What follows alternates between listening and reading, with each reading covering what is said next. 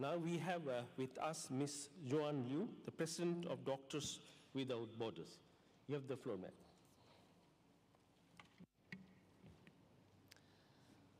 Bonjour, mesdames et messieurs. Good morning, ladies and gentlemen, and distinguished guests and co-panelists. Thank you. Thank you for being, we are very thankful for being here today and for gathering to address the challenges of migration. As many have said yesterday, this is not an issue that countries can deal with in isolation. It must be tackled, and crucially, collectively and humanly.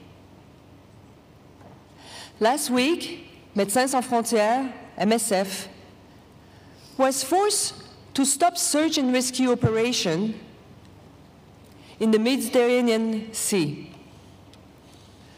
A concerted, sinister campaign of legal challenges and administrative obstacles means the ship we were working aboard, the Aquarius, is no longer authorized to leave port, let alone rescue people at the risk of drowning in the Mediterranean.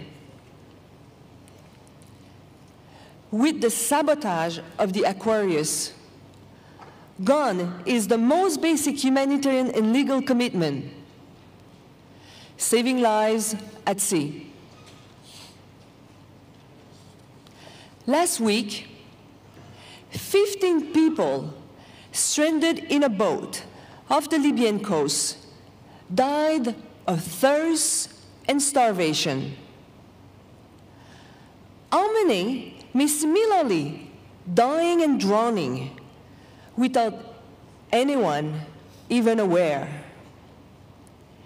Citizens and mayors around Europe have mobilized to receive rescued people and to show their humanity.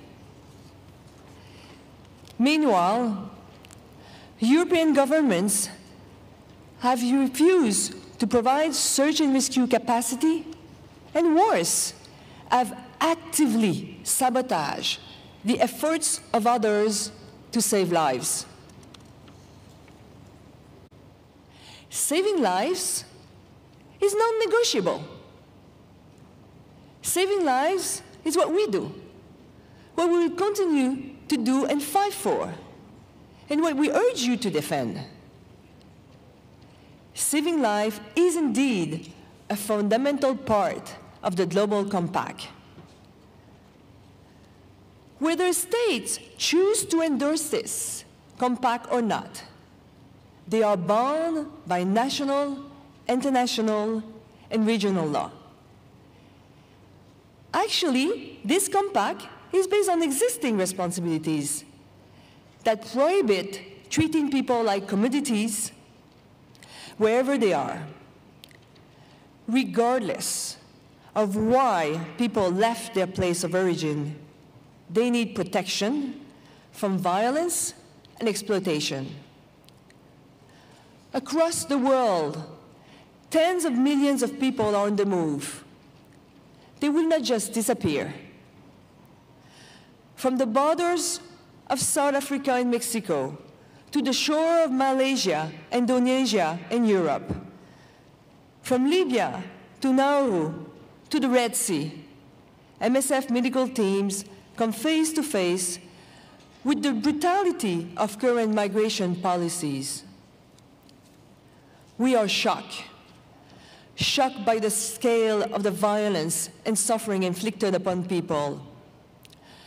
Those trapped in legal limbo by state restriction, those trapped in arbitrary detention, those abused by traffickers. These official policies are deepening the suffering of millions. We must face reality. Inhumane policies designed to deter migration do not stop people on the move. These policies strengthened the corrupt officials and criminal gangs who profit from vulnerable people.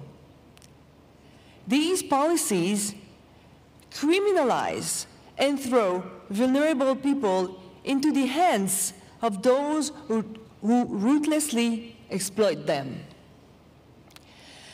Whether these policies are simply ill-informed or are the manifestation of deliberate collusion with corruption and criminality, the end result is the same. They fail to stop migration, and they kill people. As international president of Médecins Sans Frontières, I've witnessed harrowing scenes. Some of them were in the detention center in Libya last year. Desperate people packed into filthy rooms, trapped and robbed of any hope. Men and women spoke of extreme violence and exploitation enduring during their journeys. Women spoke of being raped and then forced to call their families to beg for money. Unaccompanied minors and pregnant women locked in basements without medical care, tears in their eyes, begging for their freedom.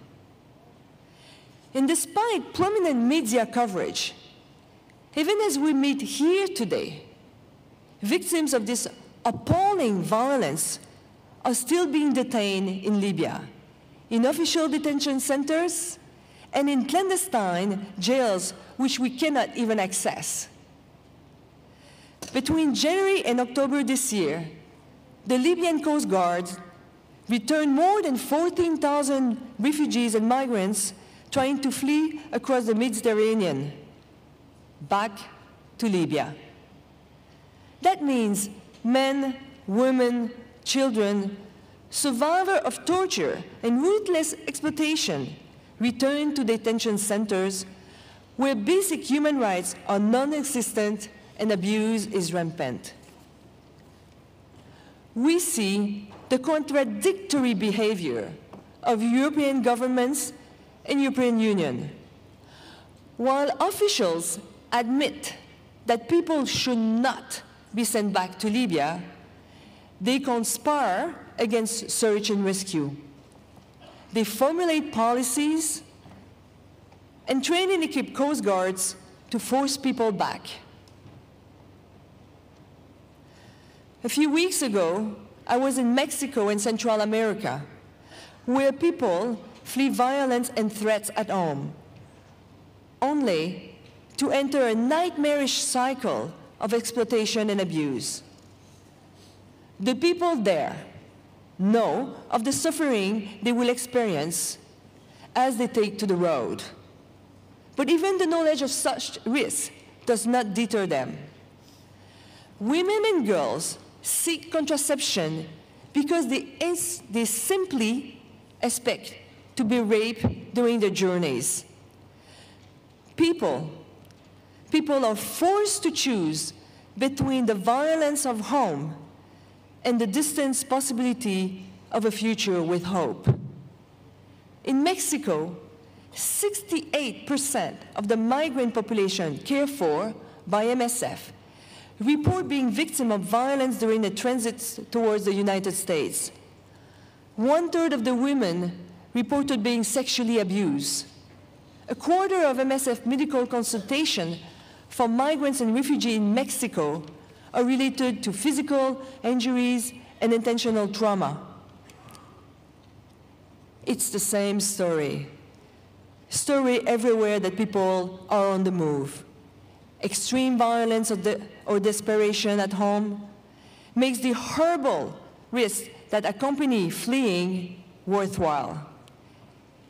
It is a survivor's choice, which no one should ever have to make.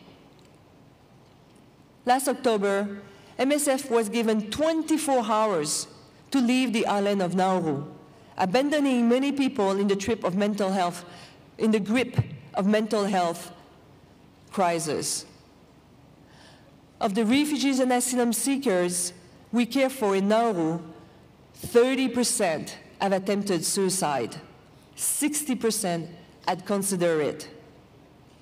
In Lesbos, Greece, a quarter of the children attending our group therapy session have either self-harmed, had suicidal thoughts, or have attempted suicide. For more than 1 year, our teams have spoken out about the ongoing mental health emergency, but nothing has changed for the better. These are the human costs of the so-called successful policies to restrict migration. These are the policies that dehumanize those who are simply seeking safety or a better life.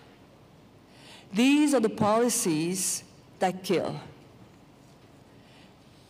This compact has been placed at the center of a heated political debate, which has overlooked the human lives at its core. We see campaigns to criminalize and dehumanize those fleeing violence and poverty, portraying them as some kind of virus to be feared and contained. Let's be clear. Current policies are pushing people on the move into abuse and exploitation. Held in arbitrary detention, abused by traffickers, sexually assaulted, trafficked into forced prostitution. For us, but for all of us here, saving lives is not a crime. Assisting people in need is not a crime. Yet, across the world, our medical projects are met with bureaucratic obstacles, legal harassment, and even violence. Those seeking to help people on the move have been smeared, bullied, and threatened. Despite this, many individuals and communities across the world are taking a stand for humane policies and taking action to reduce the suffering. We've seen it. We've seen people who open their doors and welcome migrants in their homes. We've seen them organize communal kitchens to feed those on the move. Mayors are offering support in their town, like we've heard from the mayor of Madrid. So today, we urge you, please do not give up for those who are here, who are adopting Global Compact. We need your support and your action. Your action is crucial. MSF will welcome a compact that puts people at its heart, a compact that alleviates the great suffering that current policies have created. We cannot be blind to the violence endured by those on the move. We cannot ignore their despair. And above all, we cannot pretend that we don't know what is happening. So what is partnership about? Partnership is about standing for humane policies. It's standing against criminalization of migration.